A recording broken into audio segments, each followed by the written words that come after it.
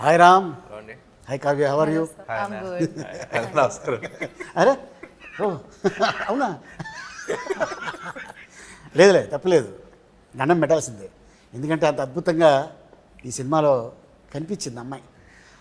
Ram, first ఈ getup చూడగానే నీకు టెన్షన్ స్టార్ట్ అవుతుంది కదా? ఏంటి? ఏం లేదా, స్కెడ్యూల్ అంతా కొంచెం షెడ్యూల్తో క్లైమాక్స్ కదా, సో ఓకే. ఎన్ని రోజులు తీశారు?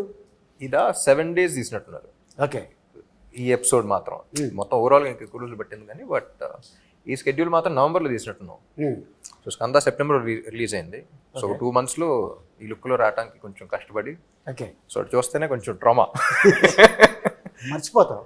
15వ తారీఖు పొద్దున్న వార్త వింటాం కదా, తీయటి వార్త. అవును, దాంతో ఆహా మనకి ఎనర్జీ మళ్ళీ అరుపులతో మర్చిపోయి ఎనర్జీ డెఫినెట్గా చూస్తే భయం వేస్తుంది. మళ్ళీ అరుపులతో మళ్ళీ నెక్స్ట్ సినిమాకి మళ్ళీ చేయబోతావు. ఓకే.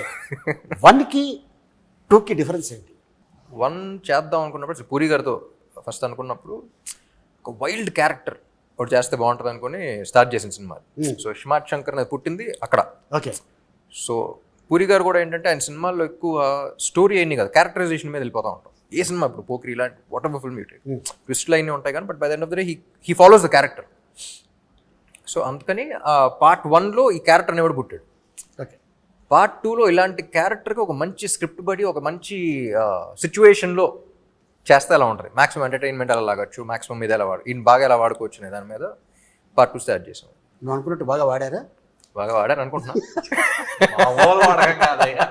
వాడబడ్డావా అనుకుంటున్నా.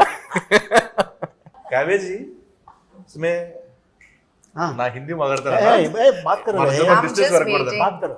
ये इसमें आपका डांस है, एक्शन है, फाइट्स हैं, ఇడ్లీ హే, దోశ హే, మసాలా దోశ అని చెప్తున్నాం. और क्या चाहिए? हाँ. आप बताओ क्या चाहिए, नहीं, I'll deliver it, जो भी चाहिए. जो है जो भाई, आपको क्या चाहिए అనగానే కోకాబెట్ में ఎక్కడ चाहिए అంటే వస్తాను. नहीं, చాలా తక్కువ టైంలో అన్ని ఉన్న సినిమాలో చేశారు. షార్ట్ పీరియడ్ లో ఇన్ని చేయడం మీకు ఎలా అనిపిస్తుంది? बहुत खुश हो जाती हूँ जब मैं ये सब करती हूँ चीज़ें, because that's why I do this for a living, for a reason. It's my passion. And whenever I'm acting, dancing and doing anything related to a film or any character for that matter, just I'm at my happiest when I'm working. Like, I love doing what I do. I was looking for an opportunity to have like a mass number like Mar Munta, and I think that's one thing that was presented to me in Double is Smart. Plus also beating people up is one of my favorite hobbies. బయట చేస్తే arrest చేస్తారు. Just joke. అందుకని So just kidding, but like yeah, like I really enjoyed the fact that I was playing something much closer to my personality, which is more tomboyish in nature. And Jannat is a very, very fun character to play also. And yeah, I had the best experience. Like, it was a smooth sailing ride. when Puri sir narrated Jannat to me, నాకు బాగా నవ్వు వచ్చింది.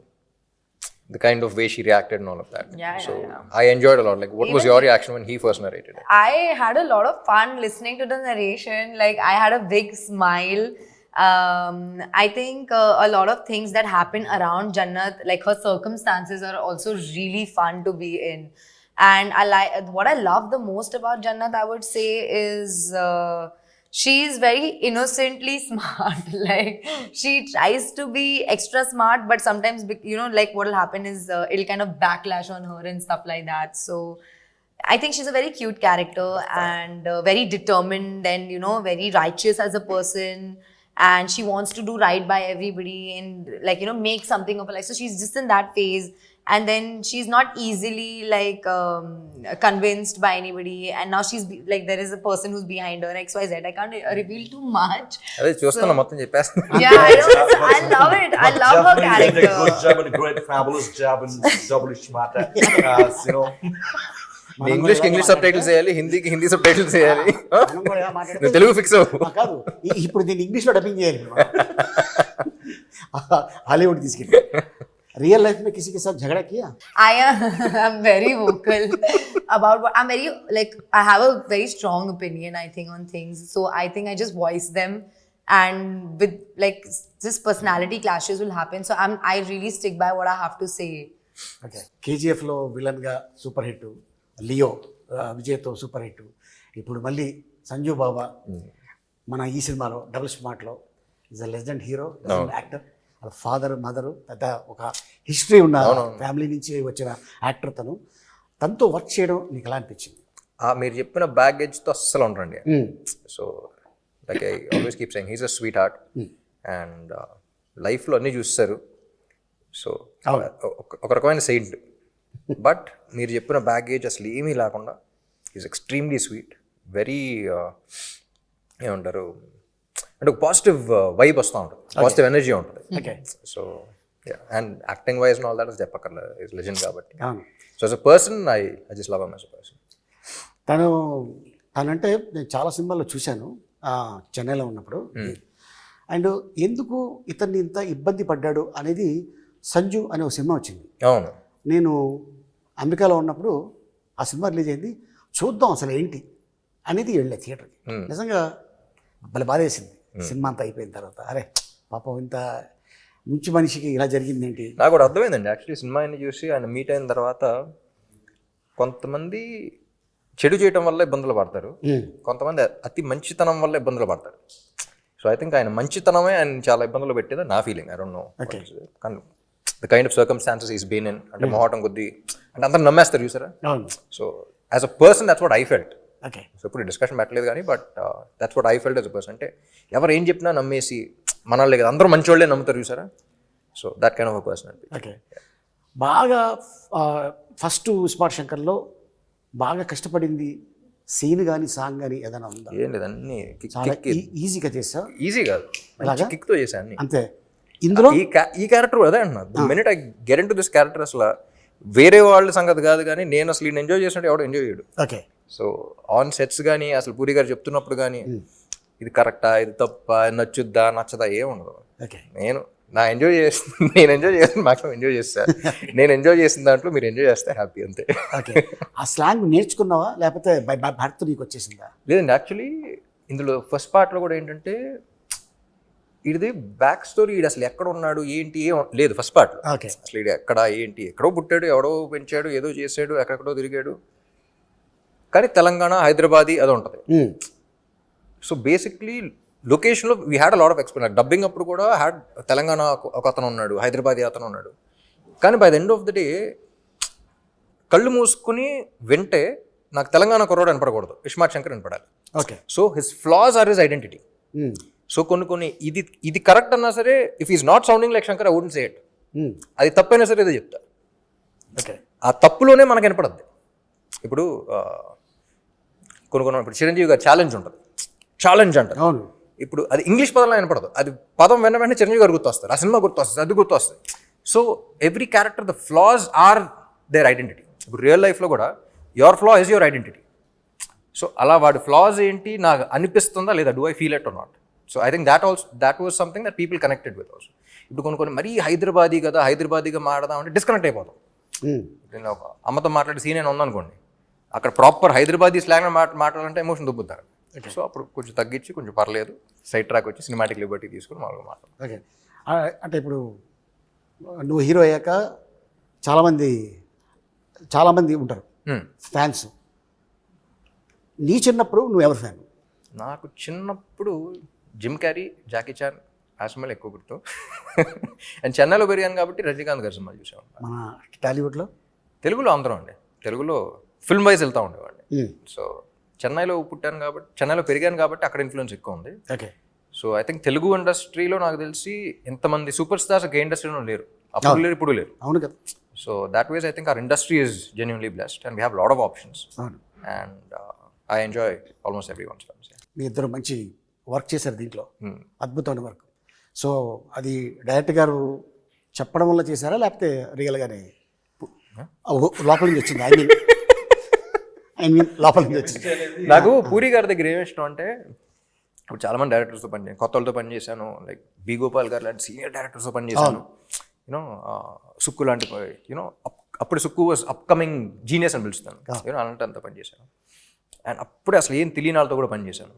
నాకు పూరి గారి దగ్గర ఏమి ఇష్టం అంటే, ఆయన ఎక్కువ ఫీడ్ చేశారు. కరెక్ట్గా నీకు ఎంతవరకు ఏ మీటర్లో ఎంతవరకు ఎంత చెప్పాలో అంతే చెప్తారు, అంతే చెప్పు వదిలేస్తారు, కీ ఇస్తారంట అంతే. ఏం చెప్పాలో ఒక యాక్టర్కి ఏం చెప్పాలి అనేది మాత్రం చెప్పి వదిలేస్తారు. దాని తర్వాత ఇంక డిస్కషన్ ఉండదు. సో దట్ అలా చేయటం వల్ల ఈ క్యారెక్టర్ వచ్చిందంట. ఓకే, యూనో ఆయన మెంటాలిటీ కానీ, ఆయన రాసే పద్ధతి కానీ, ఆయన యాక్టర్స్ చెప్పే ఇన్ఫర్మేషన్ ఇన్పుట్స్ కానీ, actors we just need inputs. ఎక్కువ చెప్పినా సరే మెకానికల్ అయిపోతుంది. మనం ఎంజాయ్ చేయం. ఇది కావాలంటున్నారు, ఇది చేస్తాం, ఓకేనా చూస్తాం, కానీ మనకు సాటిస్ఫాక్షన్ ఉండదు. So that was I think plus పని చేస్తూ ఉండదు.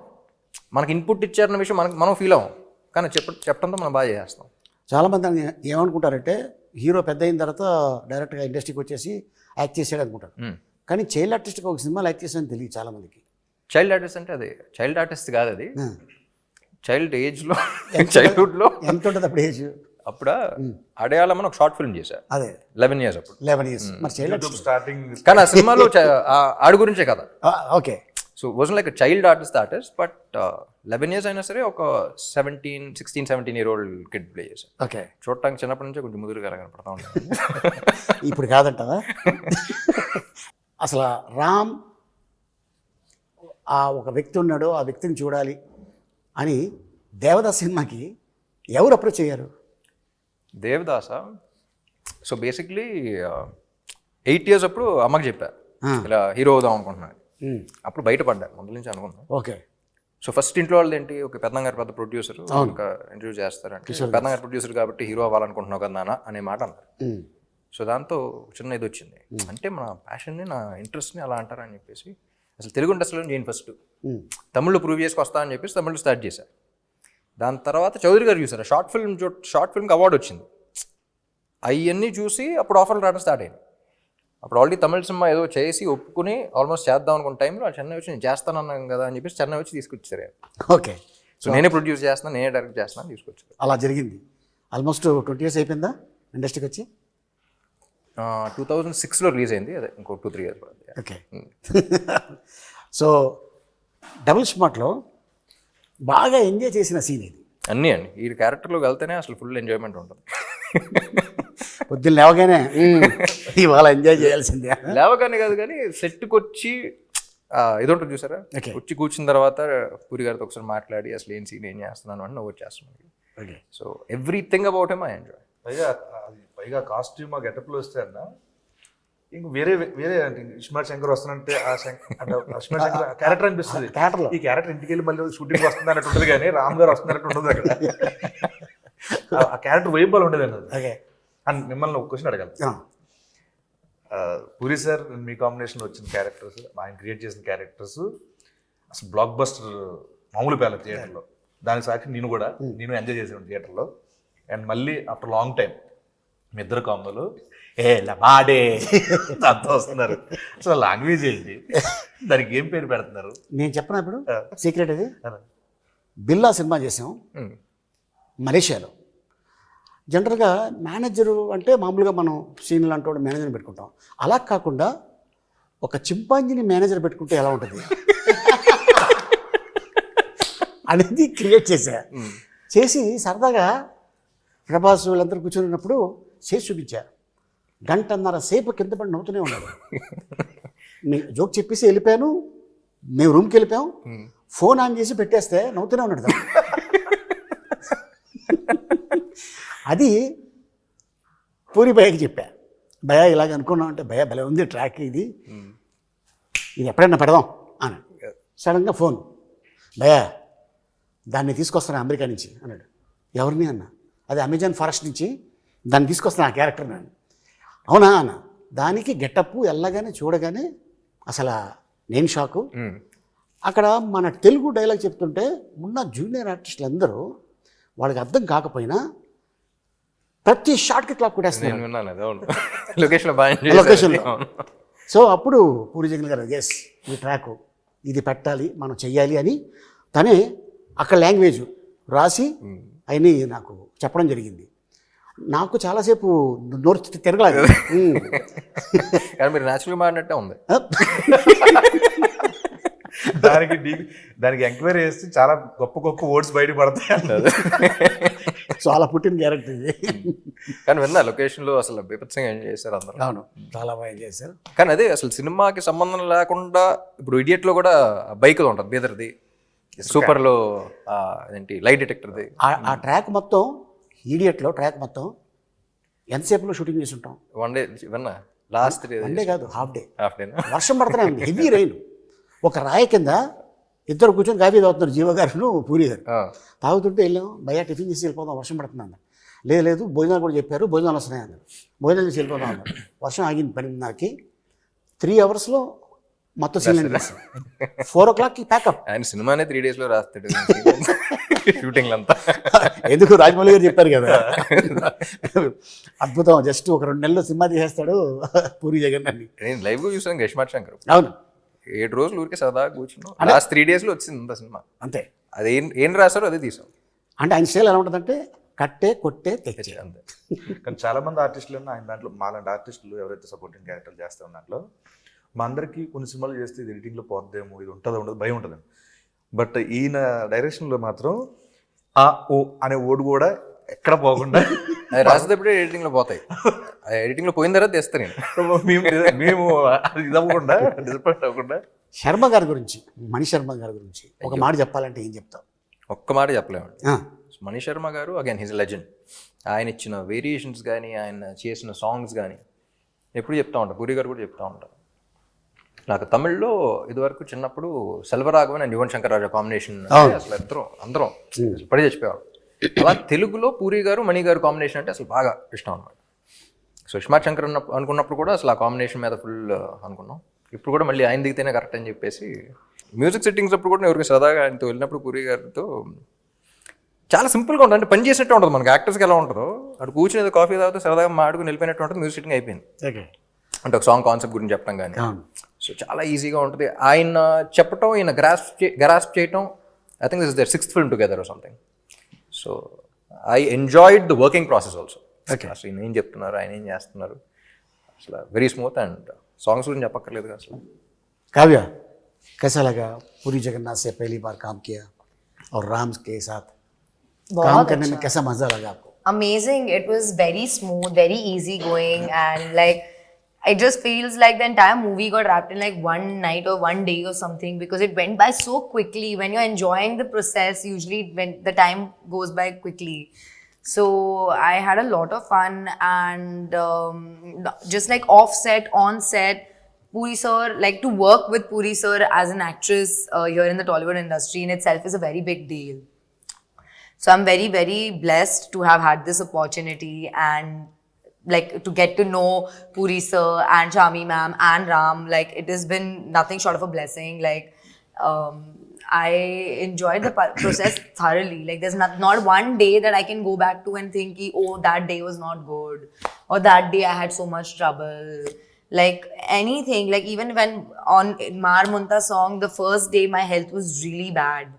And like I was taken care so well, and nobody like gave me like a side eye or like even like, you know, made me feel bad. Anything, like smallest to smallest, biggest to biggest thing, they've all been very patient, loving, kind, and like of course like everybody knows what a legend Puri sir is, and like to be working with him is definitely another feather on my cap as an actress. He's also like really funny and just very cool and casual, and it's like, you know, you're working with your friend. It was like that kind of a vibe, and we were always laughing and joking around. Like it just went by like this, and every time I got on set, Puri sir knew what he wanted from me. Okay. So he would just tell me, Kavya, this. I would like, okay sir, and we would just get on the set and we would do it.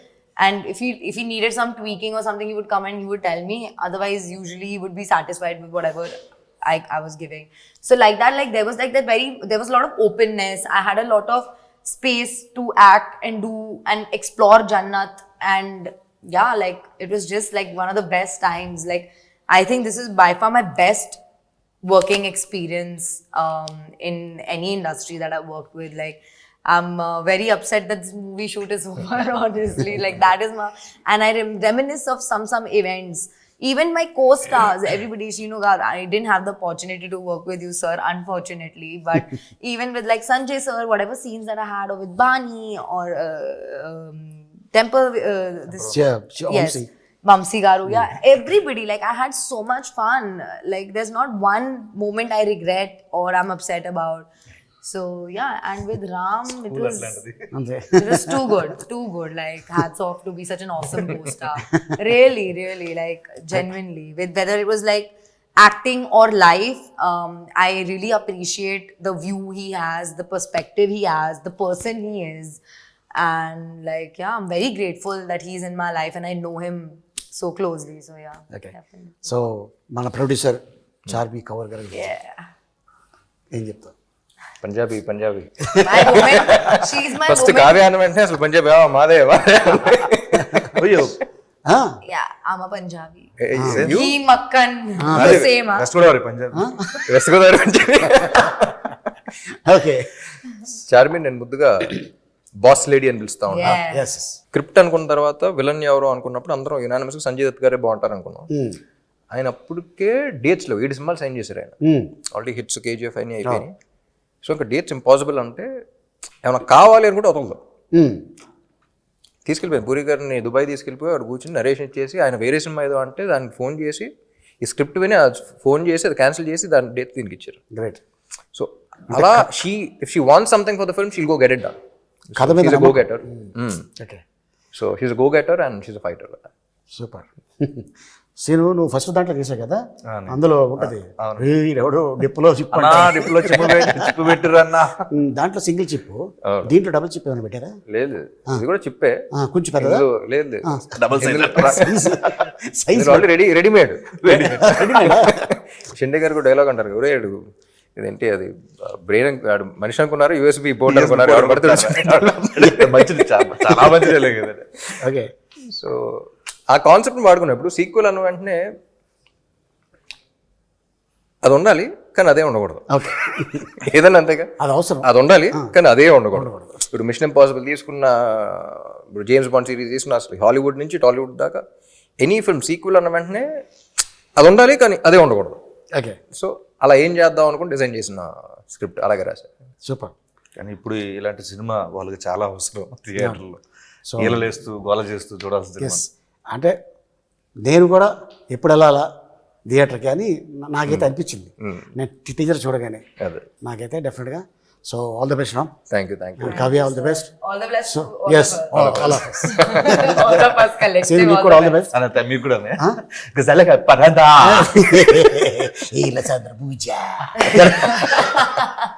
ఫైనల్గా ఆడియన్స్కి ఏం చెప్పబోతున్నావు? Audience కదా, August 15th release అవుతుంది double smart. సో అందరూ థియేటర్కి రండి. August 15th థియేటర్లో వెళ్దాం. Double times. ఒకటే మాట, అంతే. మారు ముంత షో చింత.